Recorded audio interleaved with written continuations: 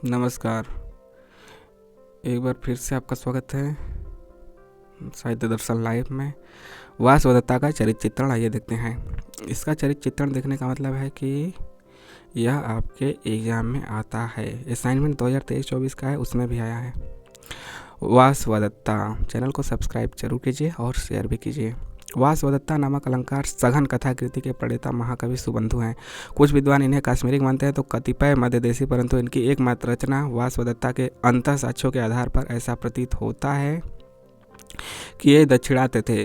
विद्वानों के मतानुसार वासवदत्ता तथा उसके प्रणेता का काल ईसा की 6वीं अथवा 7वीं शताब्दी होना चाहिए।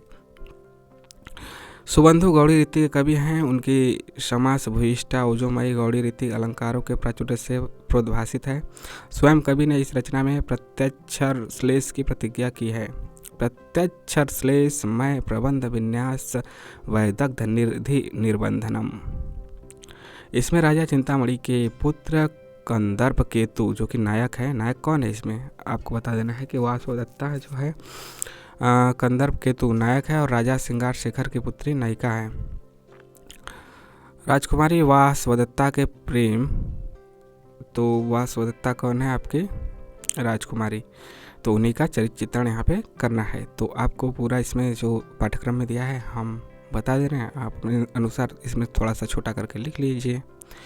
वासवदत्ता के प्रेम तथा तदंतर विवाह का वर्णन है। इसकी कथा संक्षेप में इस प्रकार से है, ठीक है। अब असली यहाँ से चरित्र चित्रण शुरू हुआ। वो भूमिका में था। भूमिका में भी जैसे मान लीजिए 4-5 लाइन है तो 1 लाइन 2 लाइन लिखना है। वासवदत्ता गंधर्व देश की राजकुमारी है। कंदर्प केतु स्वप्न में राजकुमारी को देखकर उस पर आसक्त हो जाता है। वह अपने मित्र मकरंद के साथ वासवदत्ता की खोज में निकल पड़ता है। मकरंद वाला भी याद रखिए पात्र। ये बिंद पर्वत पर पहुंचते हैं तथा उन्हें सुक सारिका के संवाद से यह ज्ञात होता है कि जहाँ जहाँ गोला बना रहे वो इम्पोर्टेंट है, वह उनका नाम तो जरूर याद रखिए।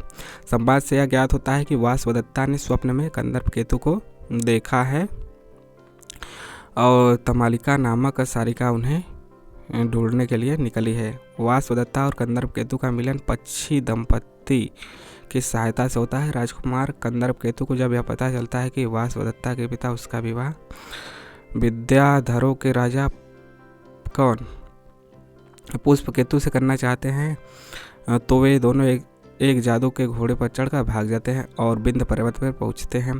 कुछ समय के बाद कंदर्प केतु को सोता हुआ छोड़कर वासवदत्ता वन देखने जाती है और अकस्मात यानी अचानक वह किरातों के मध्य में फंस जाती है। किरातों के 2 दलों के मध्य उसे पाने के लिए युद्ध होता है। मतलब एक जाति किरातों की। वासवदत्ता छिपकर वहां से निकल जाती है और वासवदत्ता ऋषि आश्रम में अवांछित प्रवेश के फलस्वरूप पाषाण शिला के रूप में परिणत हो जाती है। क्या होता है कि ऋषि आश्रम में चली जाती है छुपने के लिए, तो बिना अनुमति के चली गई तो उसे श्राप दे दिया ऋषि ने। विप्रयोग से व्यथित कंदर्प केतु अपना प्राणांत करने को प्रवृत्त होता है, परंतु आकाशवाणी उसे प्राणांत करने से बचाती है और दोनों के पुनर्मिलन का आश्वासन देती है। कुछ समय के पश्चात एक दिन सहसा उसका स्पर्श पाकर वह पाषाण शिला पुनः वासवदत्ता के रूप में कायांतरित हो जाती है। उसी समय मकरंद भी वहां पहुंच जाता है और तीनों, मतलब कि वासवदत्ता कंदर्प केतु और मकरंद तीनों कंदर्प केतु की राजधानी में पहुंचते हैं और वहां वे अपना शेष जीवन सुखपूर्वक व्यतीत करते हैं। सुबंधु की वासवदत्ता प्रौढ़ पांडित्य युक्त गौड़ी रीति प्रधान रचना है। इनकी भाषा में समास बहुलता, क्लिष्ट पद विन्यास और श्रम साध्यता, फलता व ओजस्विता पदे पदे परिलक्षित होती है। इसमें लंबे प्रकृति वर्णन, स्त्री सौंदर्य वर्णन और नगरी वर्णन आदि ऐसे विषय हैं जो कवि की उद्दाम वर्णना चातुरी की प्रगल्भ प्रवृत्ति के स्वाभाविक स्थल हैं। शूद्रक की शैली में विस्तृत संवादात्मक काव्य स्थलों की विशिष्ट भूमिका है। श्लेष विरोध और परिसंख्या आदि अलंकारों के प्रयोग के प्रति कवि का सत्संकल्प संरंभ होने के कारण रस को अपनी सत्ता और महत्ता के लिए अपेक्षित अवकाश नहीं मिल पाया है। जिस श्लेष अलंकार के लिए सुबंधु की ख्याति है उसका एक निदर्शन इस प्रकार है। कुमार मयूर इव समारूढ़ सरजन्मा महातपस्वी प्रसमी तरजः प्रसरः लंकेश्वरः इव समेघनाद बिंध्य इव घनश्यामः युवतिजन इव पीन पयोधरः समाजागाम वर्षा समयः। ये भी वासवदत्ता का। कार्तिकेय से अधिष्ठित कार्तिकेय के मोर के तुल्य सरकंडों की अधिकता से युक्त रजो गुण रहित तपस्वी तुल्य धूल को शांत करने वाला मेघनाद से युक्त रावण के तुल्य, इसका अर्थ है मतलब ऊपर वाले का, मेघनाद से युक्त रावण के तुल्य, बिंद पर्वत के तुल्य बादलों से नीलवर्ण, युवतियों के तुल्य बादलों से युक्त वर्षा ऋतु आई है। इसी प्रकार उनका परिसंख्या का प्रयोग भी दर्शनीय है। श्रृंगार शेखर के राज्य में दुर्गुण विभिन्न स्थानों पर थे, प्रजा में नहीं थे। इसका वर्णन भी दृष्टव्य होता है।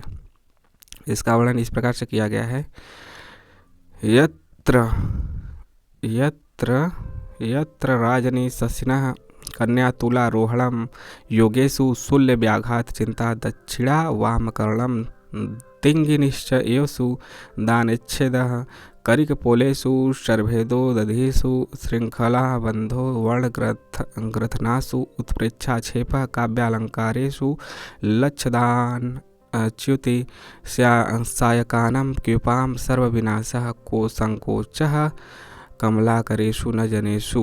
तो यह दृष्टव्य इस प्रकार से होता है। इसी प्रकार अन्य अलंकारों के संयोजन में भी कवि को महारत हासिल है। सुबंधु का यह अलंकार विन्यास क्लिष्ट पदावली के साथ साथ उनकी कोमल कांत पदावली का भी विभूषण बन गया है। तो इस प्रकार से यह वासवदत्ता का चरित्र चित्रण रहा।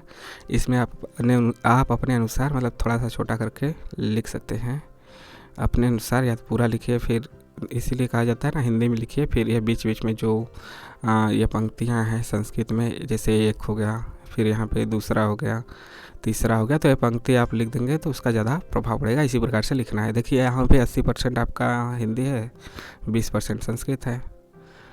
ठीक है, आपको कैसा लगा ज़रूर कमेंट करके बताइए। चैनल को सब्सक्राइब कीजिए और पूरा देखिए, अच्छे से समझ में आएगा। हमें लगा कि इस प्रकार से भी केवल असाइनमेंट का पेपर और टर्म एंड एग्ज़ाम का पेपर नहीं, बल्कि जो महत्वपूर्ण चीज़ें हैं, जहाँ तक जैसे चरित्र चित्रण हो गया, टिप्पणी हो गया और भी क्वेश्चन, तो वह भी हमें कराते हुए चलना चाहिए। तो चलिए मिलते हैं, तब तक के लिए जय हिंद, नमस्कार।